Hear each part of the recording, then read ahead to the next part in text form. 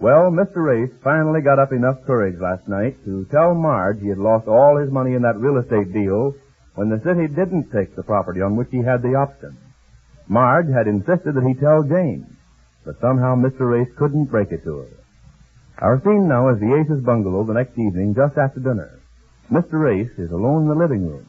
Here comes Marge in the next room. Listen. Ace, you simply got to tell her tonight. I can't stand this suspense. Well, you seem to be bearing up all right. Well, I'm over the first shock of the news, and I don't mind telling you I spent a pretty horrible night, though. Now, look, Jane's in there talking to Laura, and you've got to get ready to break it to her as soon as she comes in here. Oh, Marge, I know, but well, I just what's going to get you, putting it off? She's got to be told, and right away. Why, this very house isn't yours anymore. Oh, I know and you're going to have to be doing something about... Oh, I don't know. Are you going to have to move, or... Well, you simply have to tell her, and right now, we've got to talk plans. How can we if you keep Jane in the dark about what's going on? Yes, I guess you're right, Marge. Well, of course I am. Now, look, if it'll make it any easy for you, I'll be right here when you do it.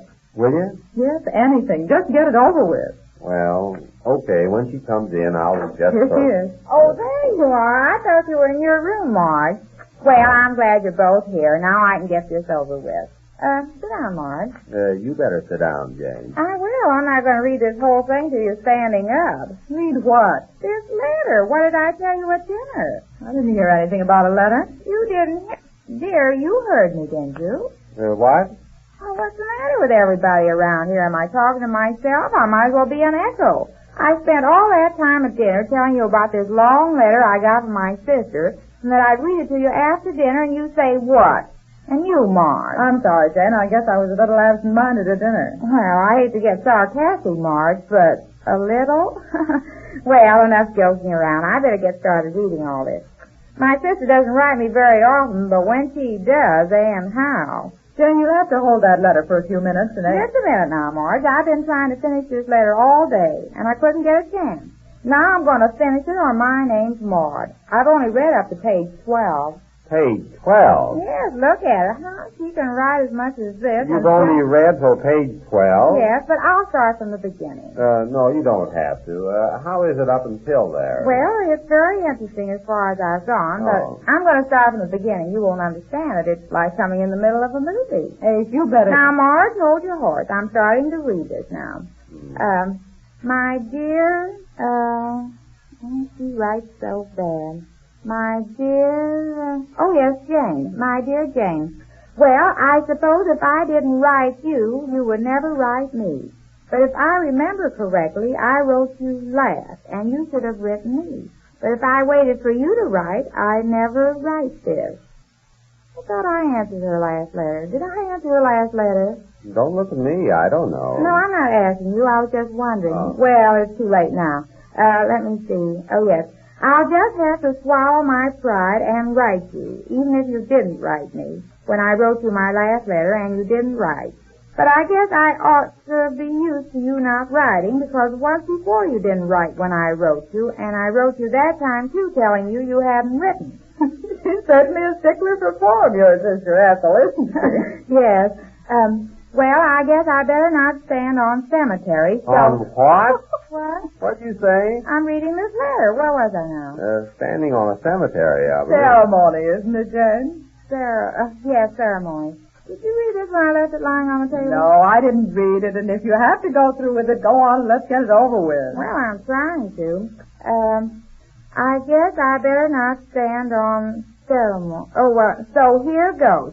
If I have to stand on ceremony with my own sister, it's just too bad, even if she doesn't write when she's written to. And I'm writing this hoping you will write right away.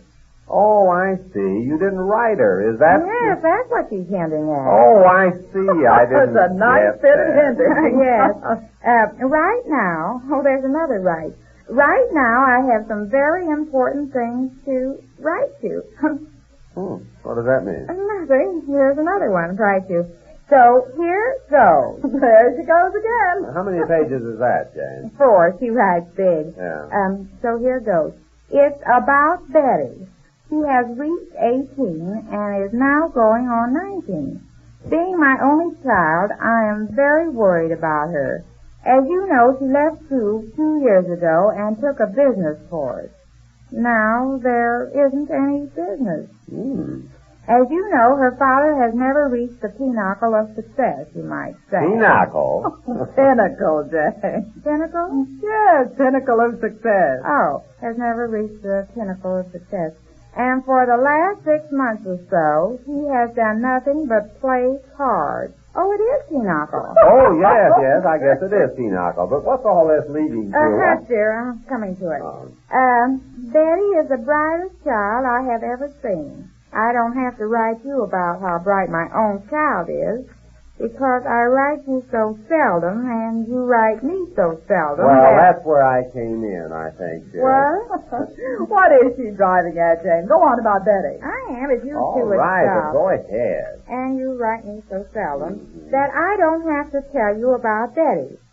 Everybody says the same thing about her. She is unusually bright, and I know she would make a marvelous secretary for somebody. How is your dear husband? Oh, so that's what We think about him often, and I feel sure that he will find Betty the brightest secretary he ever had. What? That's what she said. Ace, now is the time to tell. Now listen to this. We can't get her interested in any of the boys in this town because she really is too bright for them. And we feel sure that once she is away from home, she will become interested in any of them you care to introduce her to. What is this? Jane, is Ethel sending that child of hers here? Yes, sir. She's on her way. On her way? Yes, wait till I come to that part. Isn't that awful? More awful than Jane thinks. You better tell her now. But the girl's on her way, Mark. Is that what she said, Jane? Uh-huh. She's coming by bus. Wait till I read it to you. Here? Yes. Now, all you have to do is to fire Miss Wilson and give her the job in your office. Oh, Jane, stop it. No. She doesn't have to stop her. What did you say, Jane? I said all you have to do is to fire Miss Wilson I did. and give Betty the job in your... What did you say? I say I fired Miss Wilson already. Tell her all of it. I'm going to. All of what? What is it? Well, Jane, I've been meaning to tell you this for the past 3 or 4 days. I just didn't have the heart. You remember that deal I told you I was working on, the one where I put up everything we had to get a certain option on a piece of property? Yes, you mean you made all that money and we're sitting on Pretty Street? Well, that's close. I didn't make the money, and we're sitting on the street. And it's not pretty. It was a chance I took, Jane. I told you I was taking it. You said you understood, and I thought there was little or no chance of it going wrong. But, well, it just did. To put it bluntly, I'm wiped out. Out of the real estate business, out of everything. Even, well, I had to mortgage this home for almost everything. We're going to have to give it up, I'm afraid. Just start over from scratch. Oh, I know it doesn't do any good now to say how sorry I am to do this to you, Jane. I don't care about myself because, well, as far as I'm concerned personally, I could live in a garret, in a single room, hardly big enough for one. For two, dear. For two? Oh, Jane, honey, I knew you would. There you are, you big blood. You didn't I tell you? Oh, Jane, you're a peach. I am. Are you? Why, you're just... Well, what are you standing there like that for? Haven't you got anything to say to this one girl in a million? Yes, I have. Well, say it. Betty is not coming to live with us. What? Oh, right back where But you she started. can't, Marge. You ought to be able to see that. How can she come here now? I haven't got enough worries. I've got to take on a secretary. Or maybe she can make a note of the turn downs I get when I start looking for a job. A job? Well, sure. What else? I don't mind going to work, Jane. You don't, dear? Of course not. The only thing I really dreaded was breaking this awful news to you. Now that I've got that off my mind, well, I just feel like I can tackle anything. Jane, you're really... Well, I can't say it. Why?